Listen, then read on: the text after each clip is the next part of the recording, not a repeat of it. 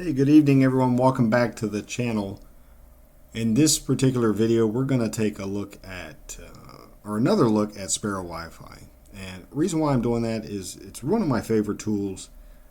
It incorporates a lot of different hardware, HackRF, Ubertooth, GPS, Wi-Fi, Bluetooth card. Really kind of brings it all together in a GUI-based interface so that you can perform both wireless surveys and Bluetooth surveys with the added benefit of being able to use your HackRF to just look at the 5 gigahertz spectrum in general, or the Ubertooth and its ability to display a spectrum view.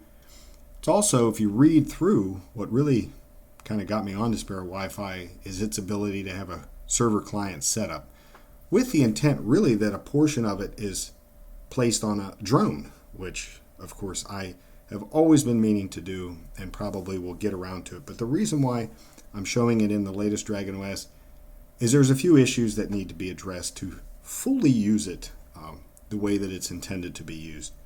And if you look at the issues, there's 50 some of them there. You see a lot of it is kind of getting this up and running. And honestly, for the most part, this is a live boot of DragonOS, so you can see that right out of the box I can open Sparrow-WiFi. I have my GUI. I have an Ubertooth plugged in, which many of you may still have. I have a HackRF plugged in. Both of those have firmware that's compatible with DragonOS. You can see right off the bat I'm using that. I'm seeing the spectrum. I'm not going to start a scan right now. I'll save that for later because I'm going to blur a lot of stuff out. But you can start a basic wireless survey scan for just access points, or you can go in and you can use an advanced scan that I had talked with a developer years ago about, who was nice enough to put it into the public release. And so Falcon allows integration with Aircrack-ng, and so you can take that basic scan and now scan for clients and probes and so on and so forth. Really, I'd love to take a look at expanding that out beyond 2.4 and 5 gigahertz for some of the other newer wireless technology, but this is where it kind of is, and at this point in time. So Bluetooth, there's the ability to pair the or use the internal Bluetooth in conjunction with or alongside, however that particularly works with the Ubertooth. So we'll also take a look at that. Has some telemetry in there where you can select a particular network, and if you're going mobile, you can kind of try to determine where the particular target is that you're looking for. Yeah, there's all sorts of options in here, but I'm going to stop this and we're going to take a look at getting this set up right, or making a few fixes here. So most of it is already taken care of for you, but we're going to jump right into here. And one of the things that's key to this is the Blue Hydra. So Blue Hydra, if we go into our op Bluetooth Blue Hydra bin, you'll see that I did set this up. However, I didn't, fully check at the time with an Ubertooth. And so had I done that, I would have seen that a particular gem that was needed as part of the installation of Blue Hydra needs this patch here that the Pentu author or one of the key developers was so nice of to include. And I'm going to put this into the next DragonOS release out of the box, and like I should have from the beginning. But we're going to just look at fixing this really quick. We don't need to get crazy with Git or any sort of patching tool, because it's really just a couple lines here, and it just gives you an opportunity to get familiar with some other Linux command line here. But if we look for this polling.rb, it's pretty unique on DragonOS. There's one location, and then if we use our favorite editor, whatever that may be, and we navigate to the location here, let's see, lib data objects polling, we open that up. I'm going to use a Control-Shift_, just so that I can go direct to line 146 or thereabout. And really all that I need to change is, you can see that it's dropping one line and adding another. And really it's just some verbiage here. The key is actually the latter part of this, but you know, if we change that from fixed num to integer and really kind of focus on fixing this part here, Control O, enter, Control X, and we come back. I'm just going to run this really briefly here.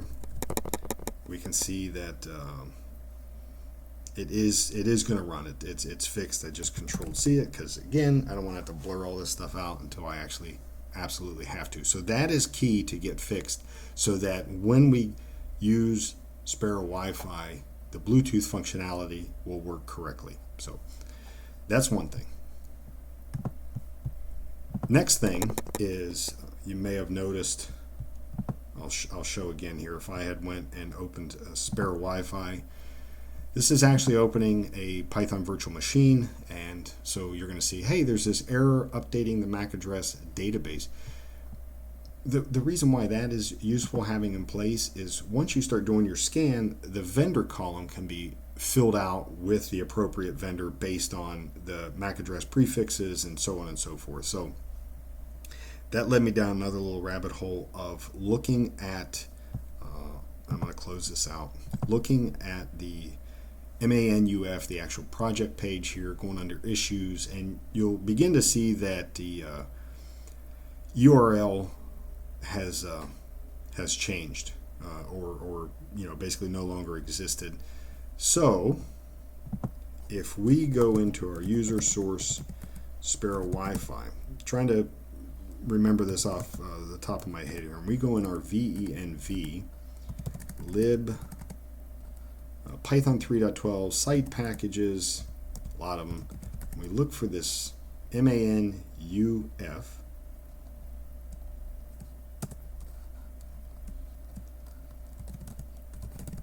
clear this, and we can see there is a manuf file already there. Okay. But if we wanted to update or have it capable of updating, I think we need to look at the manufpy file. We're going to scroll down and we're looking for that manuf URL, and we can see that it's pointed to not the one that it's recommended. So I think if we try to open this file, it's, you know, you basically get the not found. It's not there anymore. So I'm gonna, I copy and paste this.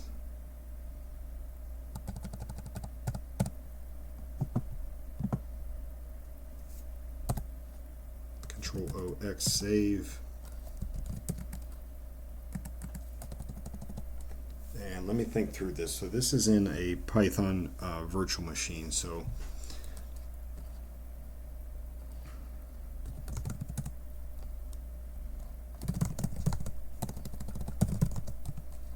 user share applications. I know I'm kind of bouncing around, but Sparrow-WiFi desktop. So okay, I have a script that starts this sudo nano user source Sparrow-WiFi start underscore Sparrow underscore Wi-Fi. So let's see. So let's see.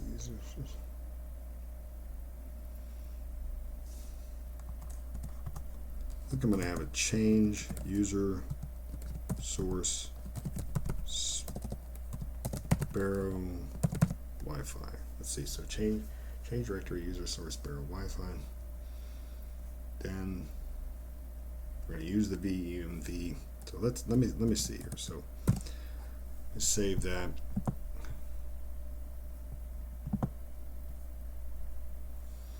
So you saw how it took a little longer to start up there, and we don't have that error anymore.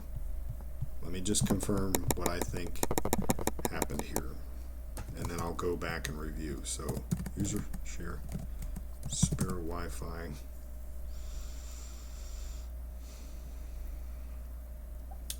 Okay, we should have changed directory here, used sudo,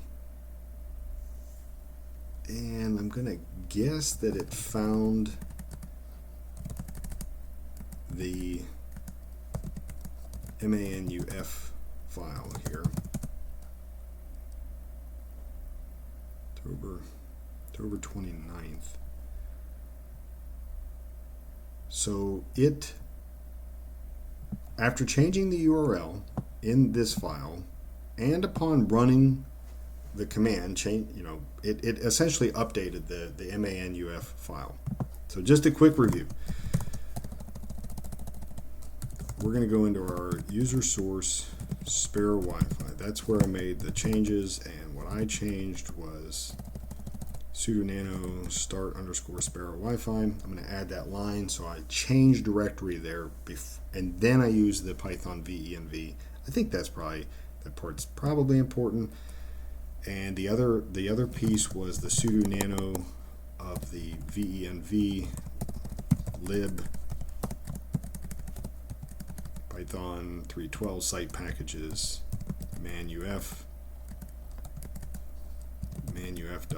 and we went down, we changed the URL. Okay, there we go. That was pretty simple. I think at this point we should have a fully working. The only other thing I'll point out, if you read here under the Aircrack integration piece, or aka Falcon, I'm pretty certain wp-cap to John, let's see, wp-cap to John, I took care of that. That comes into play, which I know YouTube gets a little finicky about, and I'm not advocating for any sort of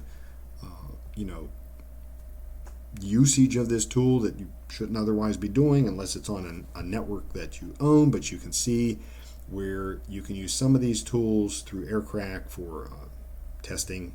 Hey, does my wireless access point have protected frames? For deauth, you take a little experimentation of capturing WEP and WPA in order to get those hash captures and test that. There's even an Elasticsearch integration, which I showed in a previous video. And then, of course, the drone rover operations. But let's go back. You've hung in this long to look at those fixes. Let's focus on just the GUI. So if you come in here and you open this now, you don't have that error anymore. You have a GUI.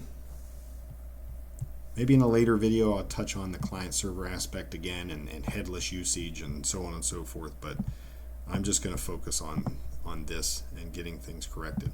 Now I do have a GPS hooked up, but with DragonOS Noble, depending on the GPS device that you have, in this case I had one of those BU 353 S4 devices, and in Noble, if you look, if you look for locate udev,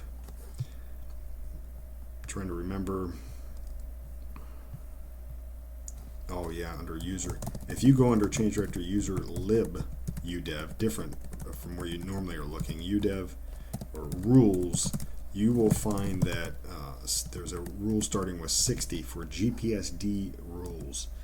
If you scroll down, one of the first things you see is that this rule is disabled in Debian as it matches too many other devices. Well, the particular device that I have is this device. So if I want GPSD to automatically pick up that device, I would need to come in here and uncomment this and do a sudo systemctl restart GPSD and probably unplug and plug back in my device. So it doesn't see a device right now. If I unplug, plug back in, you can see that the device is automatically, through a UDEV rule, captured by, and I'm just going to stop that, it's captured by GPSD. So simple fix. Otherwise, your other option is to manually etc default GPSD, come in here and add the device. So that's your other option, like dev, TTY, whatever. At some point, once there's a GPS lock, you will get green GPS. I've verified that that works in Sparrow-WiFi. You got different scan modes here. I'm just going to focus on a normal scan. And if I run scan on my local wireless interface,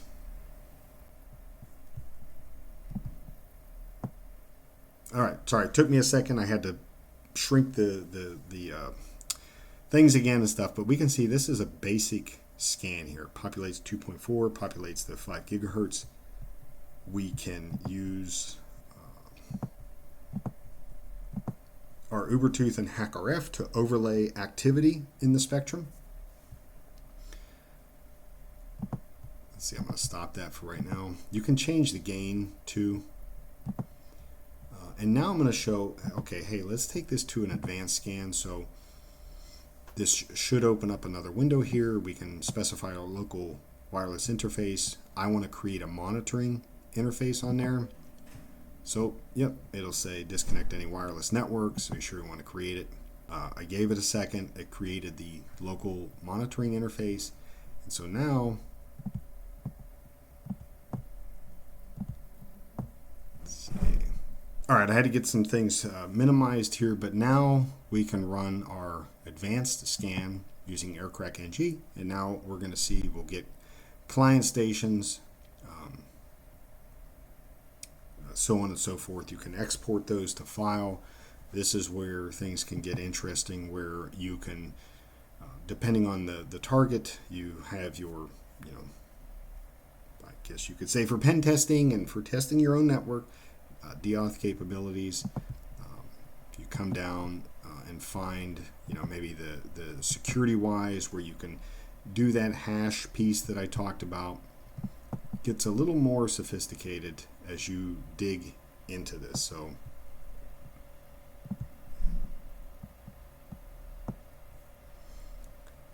yeah, I just realized I had to minimize some things there, but you get the idea here. So now you're at this point, you've got this pretty advanced scan. You want to incorporate Bluetooth. I'm just going to focus on the Bluetooth discovery piece.